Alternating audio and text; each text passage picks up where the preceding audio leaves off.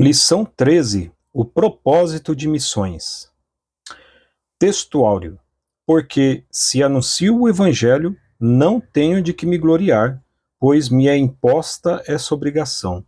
E ai de mim, se não anunciar o Evangelho. 1 Coríntios 9,16. Verdade prática.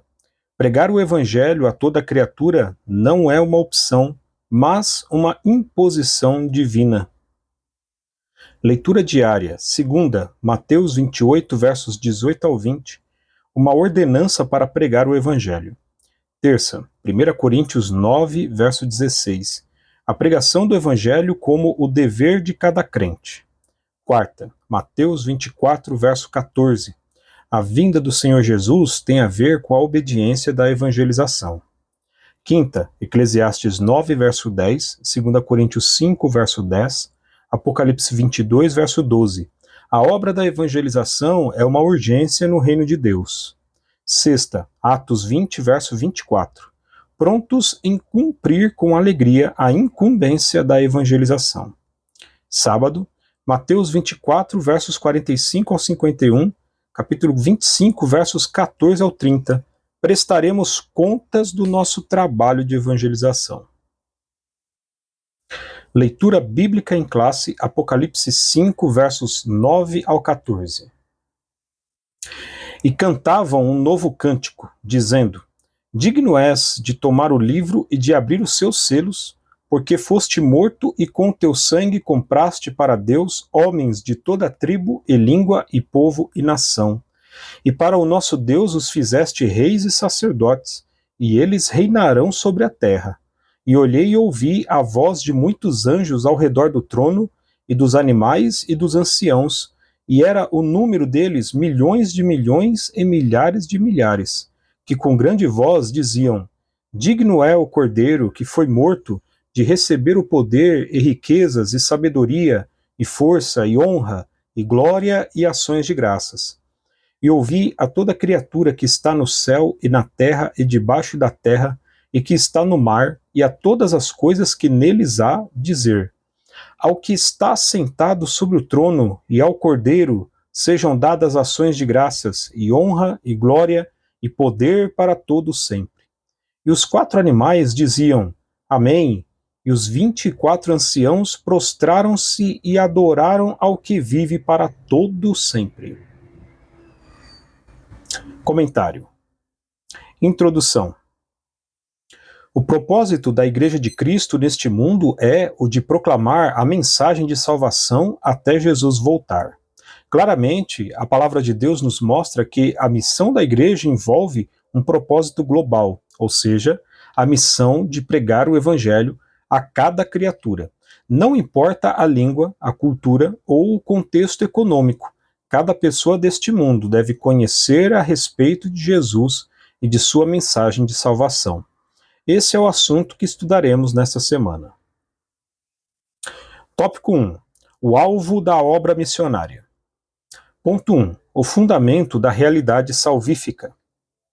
Numa leitura atenta do livro do Apocalipse, é possível perceber o propósito de Deus de redimir a humanidade desde o livro de Gênesis. Por exemplo, em Apocalipse 5, há o relato de uma grande multidão de pessoas redimidas pelo sangue de Jesus. Digno és de tomar o livro e de abrir os seus selos, porque foste morto, e com teu sangue compraste para Deus homens de toda tribo e língua e povo e nação. Apocalipse 5:9. Isso aqui é o resultado produzido pela obra de Cristo no Calvário. Nesse sentido, anunciar essa realidade salvífica para todo ser humano é o alvo sublime de nossa missão. Ponto 2. Um propósito global. Em Mateus 28, 18 ao 20, a palavra toda traz a mesma conotação de alcance em que encontramos em Apocalipse 5. Isso reitera o princípio universal de nossa missão. Nesse caso, pregar o Evangelho a todos os povos para resultar em conversão de milhões de pessoas de todas as etnias é o propósito glorioso de Deus para a sua igreja. Essa noção de universalidade ou totalidade relacionada ao alcance do Evangelho nos responsabiliza como parte integrante desse poderoso e grandioso projeto de Deus, a obra missionária. 1 Coríntios 9:16. Diante dessa assertiva, nosso dever básico é o de proclamar o Evangelho a todos os povos. Tópico 2. Pregar o Evangelho, a responsabilidade de todo cristão. Ponto 1. Qual é a nossa disposição? Como está a nossa disposição em levar o Evangelho a todo mundo? Você sabia que a vinda do Senhor Jesus tem a ver com a execução dessa ordenança? Mateus 24:14.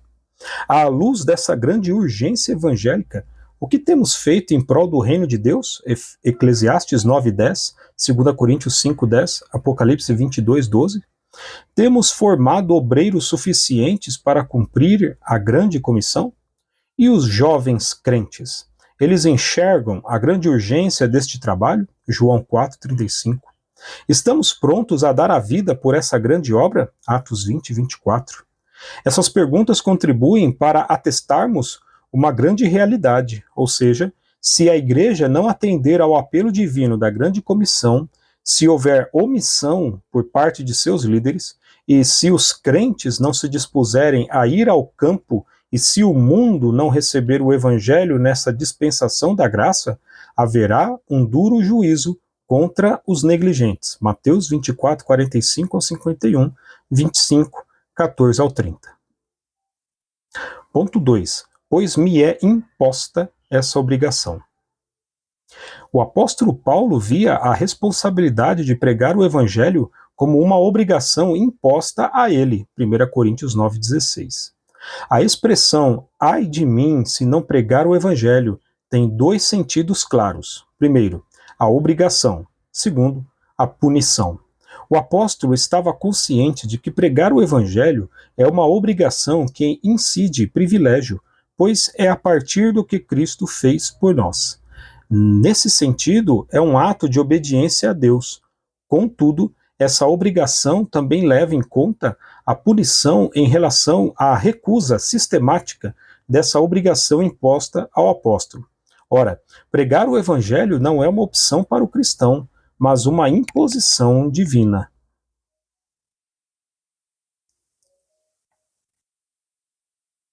Conclusão. Há um propósito divino quanto a proclamar a mensagem de salvação ao pecador. Não podemos, então, desviar 1 milímetro desse santo propósito. De fato, evangelizar não é uma opção. Pelo contrário, é uma imposição divina como resultado do que o Senhor Jesus fez em nossas vidas por intermédio do Espírito Santo. Portanto, preguemos a boa notícia para todo pecador e em qualquer lugar em que ele se encontrar. Esse é o mais nobre e sublime propósito da Igreja de Cristo. Amém.